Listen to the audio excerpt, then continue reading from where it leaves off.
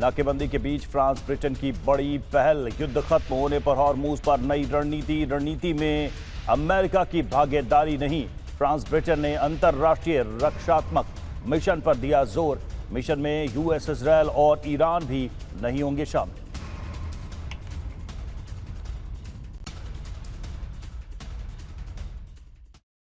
और हॉर्मूज पर बढ़ते तकरार के बीच ईरान एक और प्रहार के लिए तैयार है। हॉर्मूज को ईरान ने बंद कर रखा है और इसी तरह से अब बाब अल मंदेब, जो हॉर्मूज जैसा ही संकरा है, उसे बंद किया जा सकता है। बाब अल मंदेब लाल सागर का एंट्री पॉइंट है।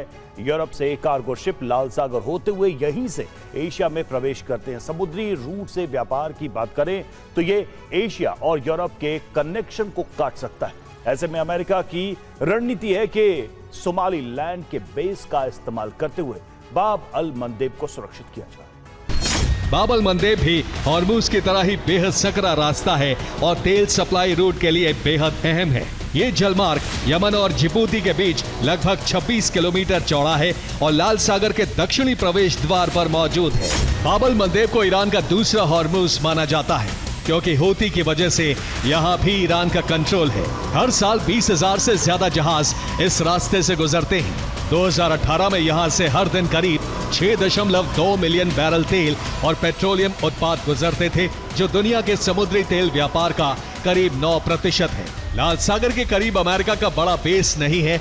अमेरिका की नेवी का भी कोई ठिकाना नहीं है। अमेरिका जल्द एक बड़ा बेस बनाने की कोशिश में है। कुछ दिन पहले ही अमेरिकी टीम यहाँ पहुंची थी। अमेरिकी अफ्रीका कमांड के कमांडर भी टीम में थे।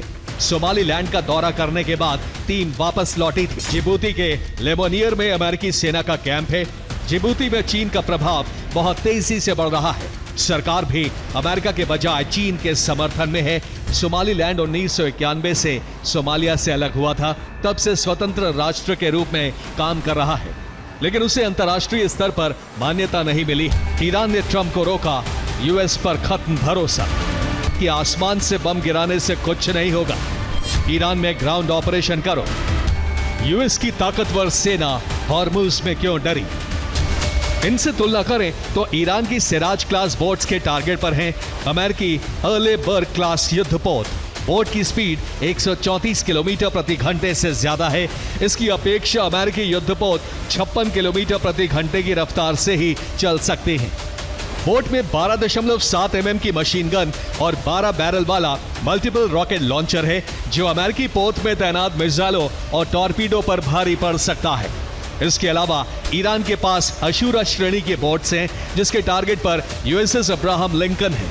ये बोट 170 किलोमीटर प्रति घंटे की रफ्तार से दौड़ती है, जो 56 किलोमीटर प्रति घंटे की रफ्तार से चलने वाले यूएसएस अब्राहम लिंकन को टारगेट बना सकती है। इस बोट में भी 12.7 mm की मशीन गन और 12 बैरल वाला रॉकेट लॉन्चर है, जो फाइटर जेट्स, हेलीकॉप्टर और दूसरे हथियारों को तबाह करने के लिए काफी है। ईरान 5 साल पर अड़ा, ट्रंप की मांग 20 साल पहरा। न्यूयॉर्क टाइम्स का दावा है कि अमेरिका ने ईरान पर 20 साल तक यूरेनियम संवर्धन रोकने की मांग की थी, लेकिन ईरान ने सिर्फ 5 साल तक संवर्धन रोकने का काउंटर ऑफर दिया था, जिससे वार्ता लटक गई। एक इंटरव्यू में साफ कर दिया है कि ईरान के पास परमाणु हथियार नहीं होंगे।